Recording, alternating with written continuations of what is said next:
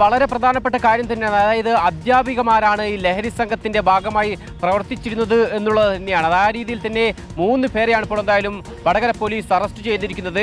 ഇന്നിപ്പോൾ മൂന്നാമത്തെ ആളുടെ കൂടി അറസ്റ്റ് രേഖപ്പെടുത്തിയിരിക്കുന്നത്. ഇതിൽ 3-ൽ ഒതുങ്ങുമോ എന്നുള്ളതാണ് ഏറ്റവും പ്രധാനപ്പെട്ട ചോദ്യം. നമുക്കറിയാം, നേരത്തെ തന്നെ ആദ്യഘട്ടത്തിൽ അറസ്റ്റിലാവുന്നത് കീർത്തനയാണ്. കീർത്തനയെ ചോദ്യം ചെയ്തതിൽ നിന്ന് ഇത്തരത്തിൽ കാവ്യയെക്കുറിച്ചുള്ള വിവരം ലഭിക്കുന്നു.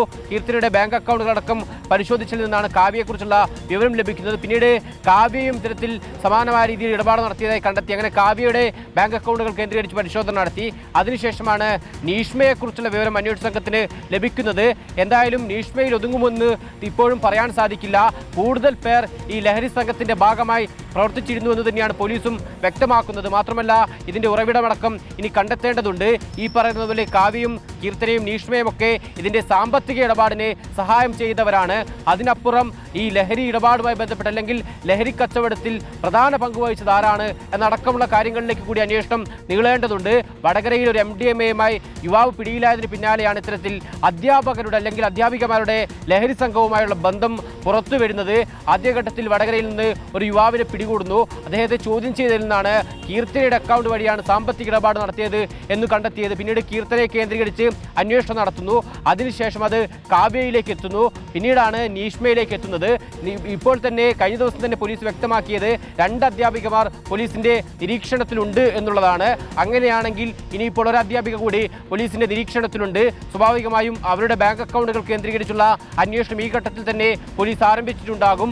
അടുത്ത ദിവസം ഒരുപക്ഷെ ഈ പറഞ്ഞതുപോലെ ഇന്നിപ്പോൾ നീഷ്മയെ വിളിച്ചു വരുത്തി ചോദ്യം ചെയ്ത ശേഷമാണ് അറസ്റ്റ് രേഖപ്പെടുത്തിയത്. സമാനമായ രീതിയിൽ മറ്റ് സംശയനിലുള്ള അധ്യാപികയുടെ ബാങ്ക് അക്കൗണ്ടുകൾ പരിശോധിച്ച് സംശയാസ്പദമായ എന്തെങ്കിലും കാണുകയാണെങ്കിൽ തീർച്ചയായും അവരെയും ഇത്തരത്തിൽ ലഹരി ഇതുമായി ബന്ധപ്പെട്ട് ചോദ്യം ചെയ്ത് തുടർ നടപടിയിലേക്ക് അന്വേഷണ സംഘം കടക്കും. ഏറ്റവും പ്രധാനപ്പെട്ട കാര്യം, ഈ ലഹരി സംഘത്തിന്റെ സാമ്പത്തിക ഇടപാടുകൾക്ക് മാത്രമല്ല ഇവർ കൂട്ടുനിന്നത്, ലഹരി ഇടപാടും ഒപ്പം ഈ ലഹരി ഉപയോഗിക്കാനും അധ്യാപികമാർ തയ്യാറായിരുന്നു എന്നുള്ളതും പോലീസ് ഇപ്പോൾ വ്യക്തമാക്കിയിട്ടുണ്ട്. അതായത് ഇവർ MDMA ഉപയോഗിക്കുന്ന ആളാണ്, സിന്തറ്റിക് ലഹരി ഉപയോഗിക്കുന്നവരാണ് ഈ പിടിയിലായ അധ്യാപികമാർ എന്നുള്ളതാണ്. അതുകൊണ്ട് തന്നെ ഇവർക്ക് ഈ ലഹരി ഇടപാടിൻ്റെ അല്ലെങ്കിൽ ഇതിൻ്റെ ഉപയോഗത്തെക്കുറിച്ചൊക്കെ തന്നെ കൃത്യമായ അറിവുണ്ട്.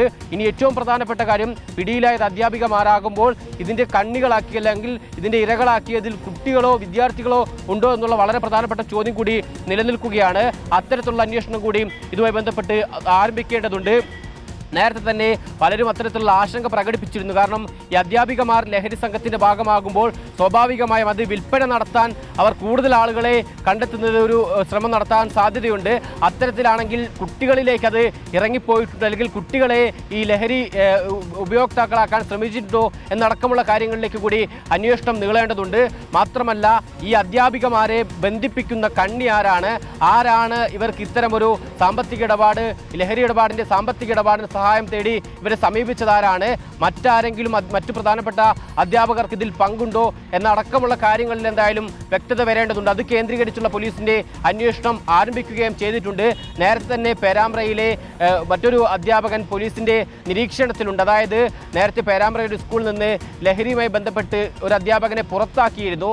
ആ അധ്യാപകനാണോ ഇവരുടെ ലഹരി ഇടപാടിൽ ഇവരുടെ സഹായം തേടിയത്, സാമ്പത്തിക ഇടപാടിനൊക്കെ തന്നെ സഹായം തേടിയത് എന്നുള്ള സംശയം എന്തായാലും പോലീസിനുണ്ട്. ആ രീതിയിലുള്ള പോലീസിന്റെ അന്വേഷണവും ആരംഭിച്ചിട്ടുണ്ട്. പ്രത്യേകിച്ച് ഈ ബാങ്ക് ഇടപാടുകൾ കേന്ദ്രീകരിച്ചാണ് നിലവിൽ അന്വേഷണം പ്രധാനമായും മുന്നോട്ട് പോയത്. ഇതിനപ്പുറം ഫോൺ കോൾ അടക്കമുള്ള വിവരങ്ങൾ കൂടി കേന്ദ്രീകരിച്ചുള്ള അന്വേഷണം അടുത്ത ഘട്ടത്തിൽ ആരംഭിക്കും. അങ്ങനെയാണെങ്കിൽ കൂടുതൽ പേരെ ഇതുമായി ബന്ധപ്പെട്ട് പിടികൂടാൻ സാധിക്കുമെന്നുള്ളതാണ് പോലീസും വ്യക്തമാക്കുന്നത്. എന്തായാലും ഇതുമായി ബന്ധപ്പെട്ട് ഇനി വരാനുള്ളത് ഈ അധ്യാപികമാർക്ക് പുറമെ ഈ ലഹരി സംഘത്തിന്റെ ഉറവിടം എവിടെ നിന്നാണ്, ആരാണ് ഇവരെ ബന്ധിപ്പിച്ചത് അടക്കമുള്ള കാര്യങ്ങളിലേക്ക് അന്വേഷണം നീളേണ്ടതുണ്ട്. റോഷ്നി.